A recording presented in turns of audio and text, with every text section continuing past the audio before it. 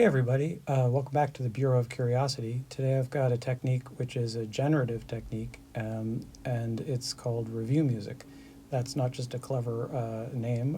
What we're going to be doing today is seeing if we can make some music based on reviews of other people's music. So I got a lot of notebooks, and in many of them I have pasted in quite a few album reviews. And you might say to yourself, why would you do that? Good question. I am always on the lookout for new music, and I would often write down the name of an artist and the album, thinking that the review sounds really good, and that's something I'm going to want to take a listen to. And when I finally got around to taking a listen to it, sometimes I was a little bit perplexed as to what was it about the review that made me think that this was something that I really would need to hear. So I started clipping and pasting these reviews into these books so that when I listened, I could sort of remember back as to why. But it didn't escape me that these reviews, some of them, have quite a lyrical and evocative language that is being used to describe the music. And I think sometimes British writers, actually, for me, David Tuke comes to mind, and some of the reviewers in The Wire have a really evocative way of describing music that makes you think, oh, that could be something really wonderful. This technique has also got an analog in the science, software, and engineering world. There's a technique called a clean room. And what that is if a software company, for example, wants to create a competing product to an existing software product, they will have a bunch of engineers convene in a clean room, and they will use the program that they want to emulate and create a complete feature set list, kind of almost like generating a manual of the software.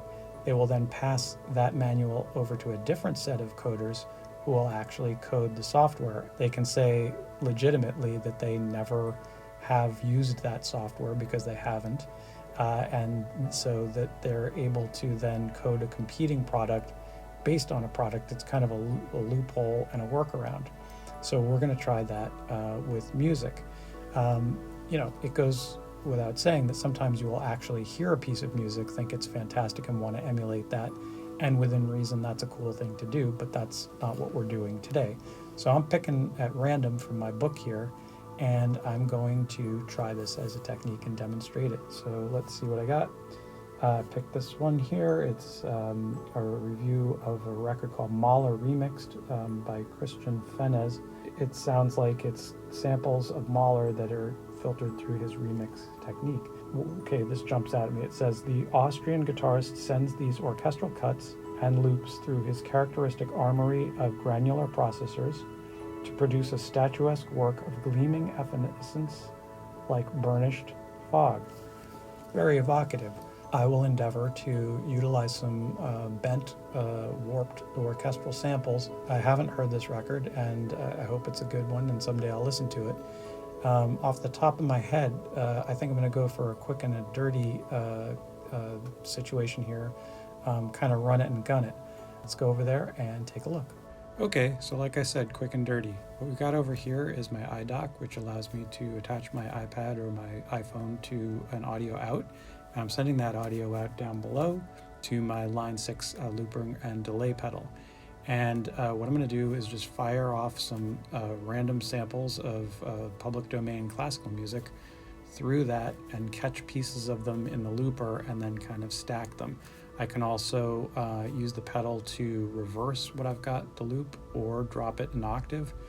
I had two thoughts about what kind of music I should send through it. The first thought was single instrument studies, like if I had an etude for a bassoon, could fire that through and get some loops of that going, and then maybe switch to an etude for a viola and stack that on top of the bassoon, which would probably create some sort of interesting counterpoint crash ups, or could be consonant, but it's more likely to be a highly dissonant, very kind of strange chamber music type of thing. The other thing I thought of was just sending through adagios, which are slow pieces. They being almost beatless, I thought it would be good to create sort of long tone, soundscapey type things. So I've decided that that's what I'm going to do, although on another day I may do the other thing, because that sounds like it could turn out pretty cool as well. So here we go. I'm going to fire some of this Adagio music through the line 6 delay and see what I get. Here we go.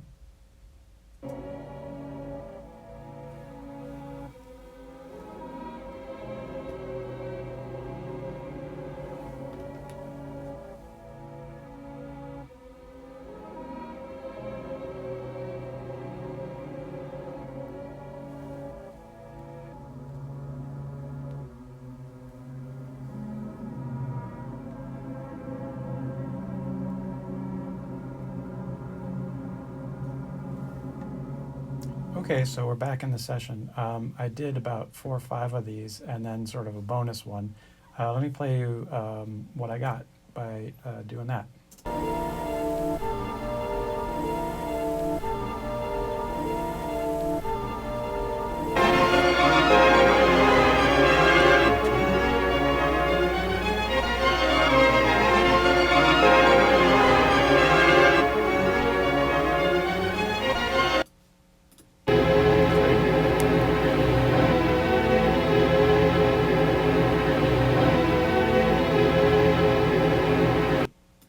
Here's 4.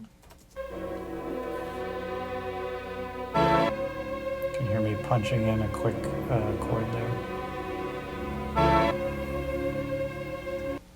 This is 5, which you'll recognize as 4, but I started a new recording and kicked the octave down on the pedal. There's the input. And then I thought it'd be interesting to try one that's a little bit more percussive and a little bit faster.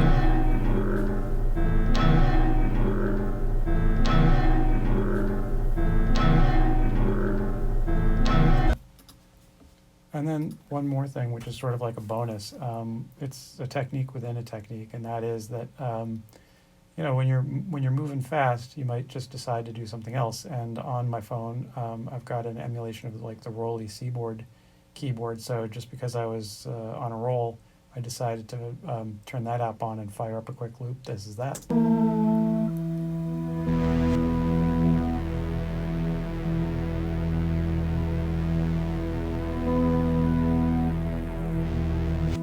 Which I kind of like. It's always a good idea if boredom fires off in a new direction, might as well see where it goes. The only thing you really can lose is some time. And then quickly, what I also did was once I had those 5 loops, I decided to post-process them. So here's the first one with a little bit of extra stuff on it.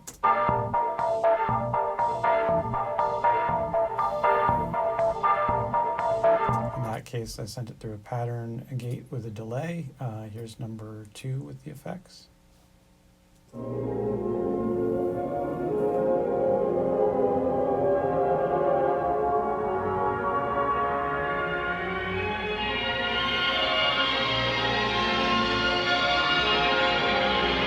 Among other things, I put a filter sweep and automated that. Here's 3 with effects.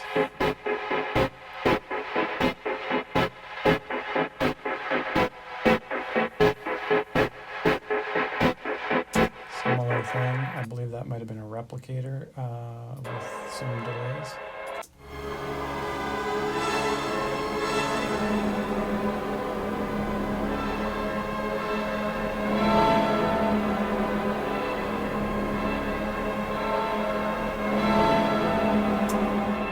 So long delay,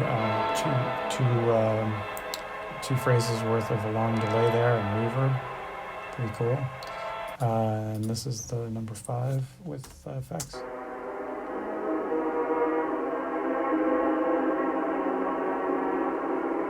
Cool. And then sometimes instead of just dumping a bunch of effects on, I grabbed different pieces of this one and just stacked them. So I got something like this.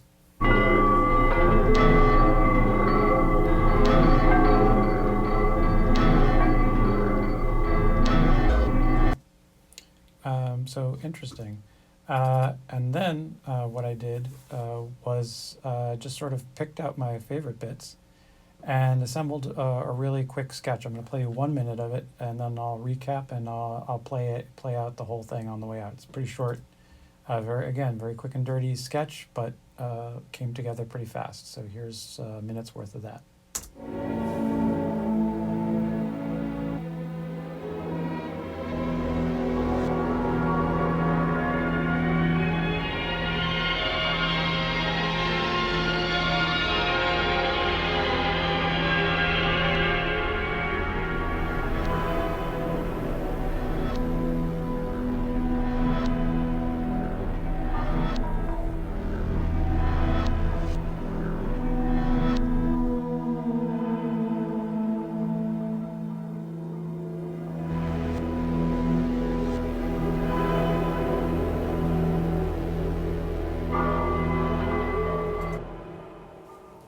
So again, that's a lot coming from almost nothing.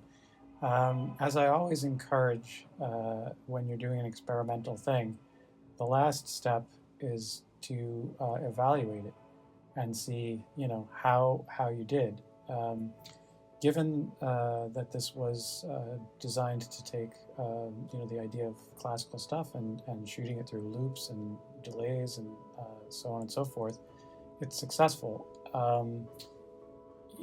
Did it evoke the review exactly as written? And the answer is no, not really. I mean, if I'm remembering correctly, it said something about they were brass samples. I decided to use mostly string samples, except for percussion a little bit later on down the line, and then that one synth sample.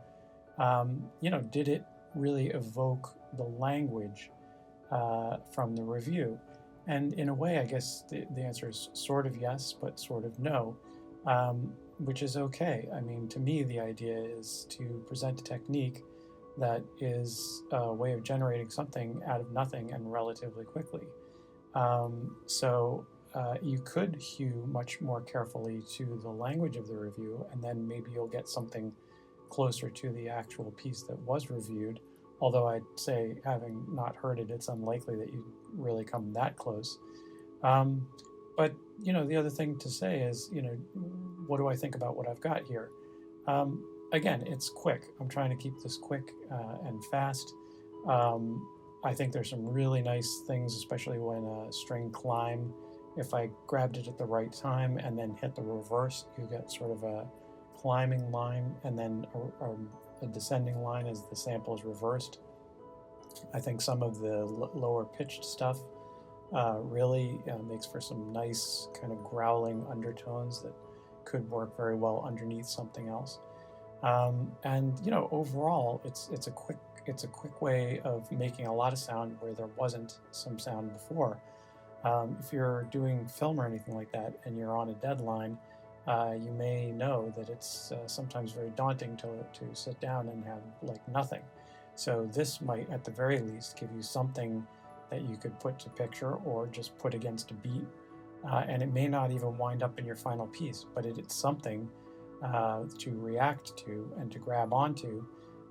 If it works in there, great. If it turns out that it was just a scaffolding that you remove and have something great, at the end of the day, it's really all about just, how does it work for you? And like I said, there's one last bit, which is, if you're trying one technique and another technique, like using the Rolly emulator, presents itself, don't close yourself off from that. It's not exactly what we set out to do, but it's pretty cool. And maybe even of those 5 loops is one of my favorite. So as always, love to know what you think and love to know if anybody's going to give this a shot themselves. Please let me know. And remember, if you're stuck, all's not lost. If you want to hear some different results, you got to try something different. All right, thanks so much. See you next time.